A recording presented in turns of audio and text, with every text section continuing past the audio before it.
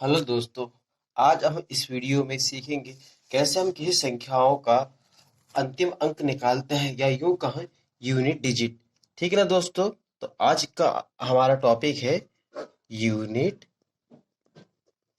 Digit या इकाई का अंक। ठीक है ना दोस्तों। आपको इसमें कुछ चीजें याद रखनी होगी। जैसे कि एक कॉमन टर्म है साइक्लिसिटी, मतलब या उसकी पुनरावृत्ति। ठीक है ना दोस्तों। जैसे कुछ ऐसे अंक हैं, ठीक है ना। आप उनको ऐसे लिख लीजिए 0, 1, 5, 6। ये ऐसे अंक है दोस्तों जिनकी साइक्लिसिटी मतलब 1 होती है। ठीक है ना। जिनकी साइक्लिसिटी कितनी होती है, 1 होती है, मतलब अपरिवर्तित होती है। ठीक है ना दोस्तों।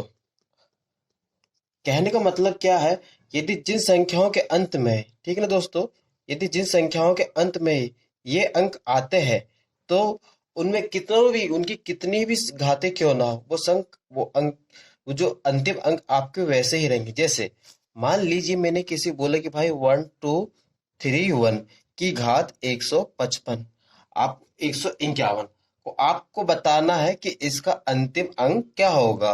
ठीक है दोस्तों। आपको बताना है इसका अंतिम अंक क्या होगा।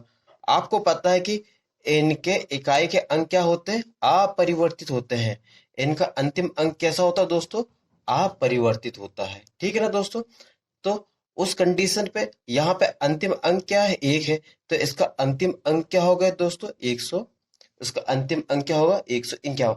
मान लीजिए कि कोई दूसरी संख्या, मान लीजिए मैं ले लेता हूँ 25, 25 की घात 625। ठीक है ना दोस्तों। अब मैं पूछा कि भाई आप यदि 25 की घात 625 को हल करोगे और आपको बताना है इसका अंतिम अंक क्या आएगा, तो आप क्या बताओगे जी। आपको पता है कि 0, 1, 5, 6 ये ऐसे अंक होते हैं जिनकी क्या साइक्लिसिटी 1 होती है, या इनके अंतिम अंक जो होते हैं अपरिवर्तित होते हैं। तो आप झट से क्या बताओगे कि हाँ, मतलब अंतिम जी 5 है, ये 5 इसमें आ रहा है, तो इसका मतलब क्या, इसका अंतिम अंक क्या होगा, यहाँ पे 5 होगा। ठीक है ना दोस्तों। अब मान लीजिए आपके पास में, अब 10 का तो आपको पता है कि 10 का 10 ही 10 होगा। मान लीजिए कि आपके पास में कोई संख्या लिखी 136। ठीक है ना दोस्तों।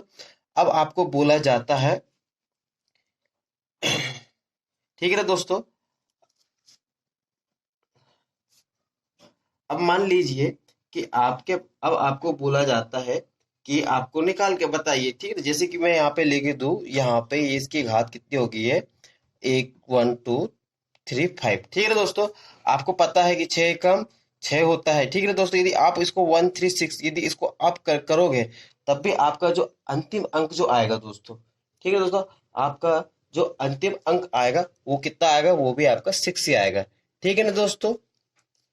अब मान लीजिए ये तो हो गई आपके पास में 4 अंक। ठीक है ना दोस्तों। अब मान लीजिए कुछ ऐसी संख्या है जिनकी साइकिल सिटी कितनी होती है आपकी, 2 होती है। मान लीजिए जैसे कि 4 या 9। ठीक है दोस्तों। मतलब यदि मैं 4 को यदि 2 की पावर 2 के रूप में लिखता हूँ, तो आप देखते हैं कि 2 का मैं 2 बार गुणा करता हूँ, मतलब आपको 4 मिल जाएगा। ठीक है ना दोस्तों।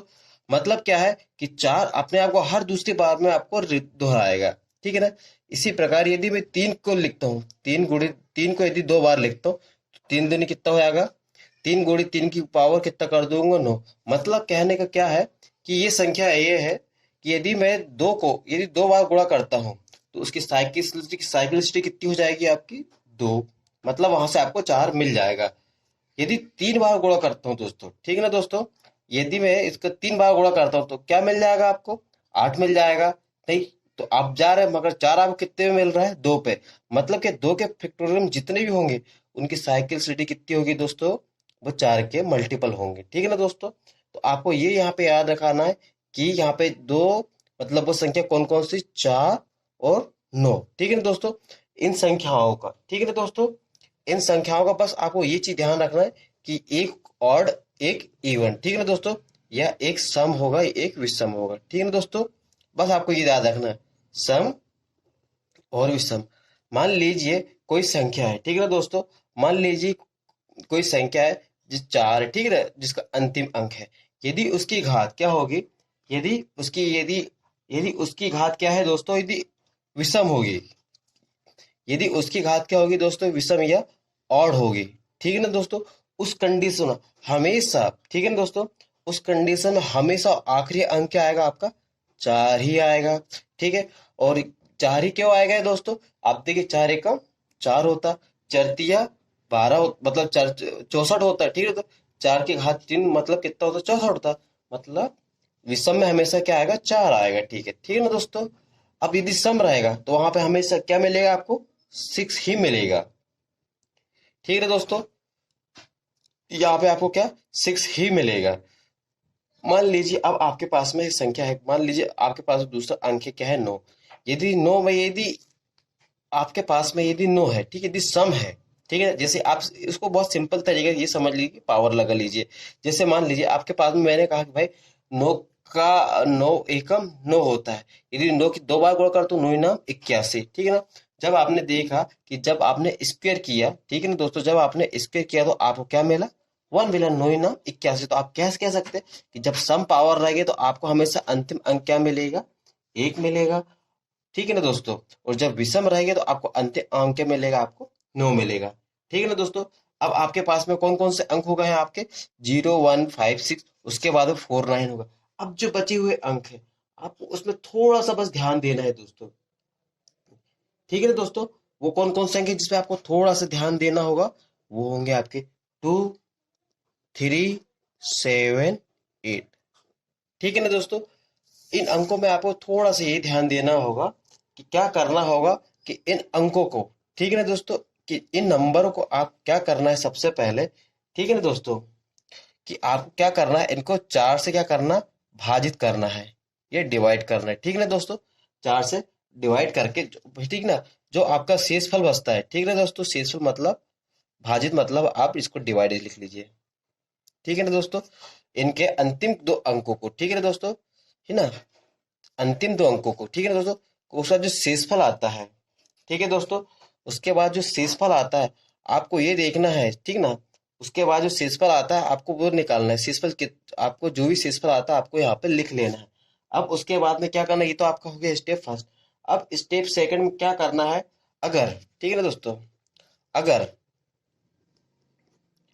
जो शेषफल है आपका 4 से, क्या अगर शेषफल आपका जो 4 से छोटा हो, ठीक है ना दोस्तों, अगर शेषफल 4 से छोटा हो तो उतनी पावर हम क्या कर देते हैं, उतनी पावर लिख देते हैं, ठीक है ना दोस्तों, लिखकर हल करते हैं, ठीक है। अगर, ठीक है ना दोस्तों, अगर शेषफल 4 हो तो उतनी पावर लिखकर हल कर देते हैं, ठीक है ना दोस्तों। आइए आपको मैं इसका कुछ आपको उदाहरण से इसको समझाता हूँ। जैसे कि मान लीजिए आपके पास में कोई दोस्तों कोई संख्या रही, ठीक है, 2 2 2, ठीक है ना दोस्तों, की पावर 4 4 2। अब देखिए यहाँ पर भी इसका अंतिम अंक क्या है, 2, यहाँ पर भी इसका अंतिम अंक क्या है, 2।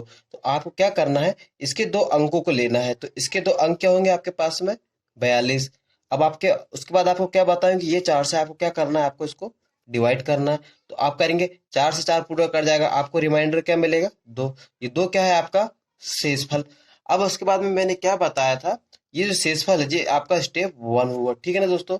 उसके बाद जो शेषफल को आप शेषफल को आपको उसकी घातों में चढ़ा देना है, ये लिख देना है। तो आपके पास में जो अंतिम अंक क्या था, ये 2, ठीक है ना दोस्तों, ये 2, 2 की घात 2 इस पे लिख के आपको हल कर देंगे, कितना मिलेगा आपको, 4। तो यही आपका क्या होगा आंसर दोस्तों, ठीक है ना दोस्तों, यही आपका क्या होगा, यूनिट डिजिट कहलाएगा, ठीक है ना दोस्तों। अब मान लीजिए आपके पास में कोई संख्या देखिए इस तरह से लिखी रहेगी, 3 7 4 9 2, ठीक है दोस्तों। और इसकी पावर यदि लिखी हुई 4 4 3 4 4 3 7, ठीक है दोस्तों। आपको इसको बताना है कि इसको हल करने के बाद में आपको इसको बताना है कि इसका अंतिम अंक क्या आएगा। सिर्फ अंतिम अंक की बात हो रही है दोस्तों। मैं आपको बताया क्या था कि आपको स्टेप वन में क्या करना है। पहले आपको क्या करना है, 4 से डिवाइड करना। उसके बाद रिमाइंडर को क्या करना है, घात के रूप में आपको क्या है, चढ़ा देना है। ठीक है ना दोस्तों, बस इतना सा करना है कि आपका ये 2 स्टेप में आपका ये पूरा ये हल होता है। तो मैं स्टेप वन करता हूँ। सबसे पहले हमारे पास में अंतिम अंक क्या है, आपका 2 है। ठीक है ना, यहाँ पे जी क्या है, जी घात के 2 अंतिम अंकों को ले लीजिए। ठीक है, तो जो घात है, जो पावर है आपके, इसके अंतिम 2 अंक को ले लीजिए। तो अंतिम अंक क्या है आपके पास में दोस्तों, 37 है। 37 के बट्टे में आपको क्या करना है, 4 करना है। अब उसके बाद में क्या करना है दोस्तों, आपको इसमें भाग देना है। तो आप देखेंगे कि पूरा पूरा कितनी बार भाग जाएगा इसका, 4 7 28 4 नाम 36 होता है। ठीक है ना, 9 बार पूरा गाया। ठीक है दोस्तों, प्लस जो एक है वो क्या है आपका, एक का आपका क्या है, शेष फल है। एक क्या है आपका शेषफल है। तो अब आपको उसमें क्या लिखना है दोस्तों, मैंने क्या बताया था, आपका जो नंबर है उसके ऊपर आपको वो रिमाइंडर लिख देना है। तो अब आपके पास में नंबर क्या था, आपके पास में जी 2। रिमाइंडर क्या आया आपके पास में 1। यदि 2 की पावर 1 लिखूं तो वही आएगा आपका। तो 2 क्या होगा, आपका आंसर होगा। मैं ये मतलब क्या कह दूंगा, ये आपके यूनिट डिजिट कहलाए। ठीक है ना दोस्तों। इसी तरह जितने भी नंबर आएंगे, यदि मान लीजिए दोस्तों, इन केस मान लीजिए दोस्तों, अगर यदि, ठीक है ना,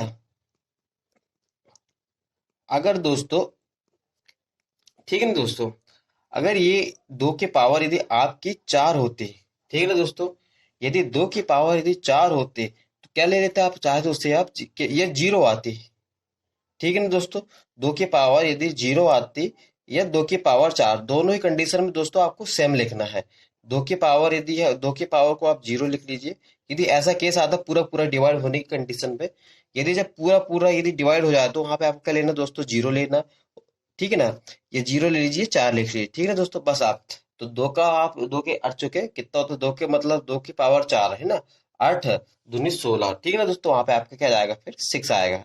ठीक है ना दोस्तों, क्या याद रखना, यदि 0 आता है उस केस में आपको पावर कितनी लेनी है, 4 लेनी है। और 4 के पावर में केस में 4 ही लेनी है।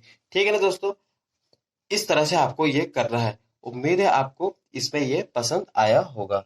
ठीक है दोस्तों, अब मैं अगली वीडियो में, इस वीडियो में मैंने आपको इसमें कॉन्सेप्ट इसके बता दिया हूँ। अब अगली वीडियो में हम इसके कुछ प्रैक्टिस के सवाल हल लगाएंगे। ठीक है दोस्तों।